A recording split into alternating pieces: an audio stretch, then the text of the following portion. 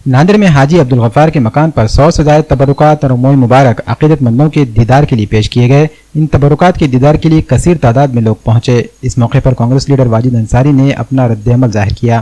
तो आज अल्लाह के फजल करम से मेफको उस्मानिया मस्जिद हाजी अब्दुल गफ्फार साहब के मकान पे ख़ास कर आज जो तबरुकात आए हैं वो नांदेड़ में इससे पहले भी शाही मस्जिद में आए थे और उसके बाद में आज अब्दुल गफ्फार साहब के मकान पे आए हैं।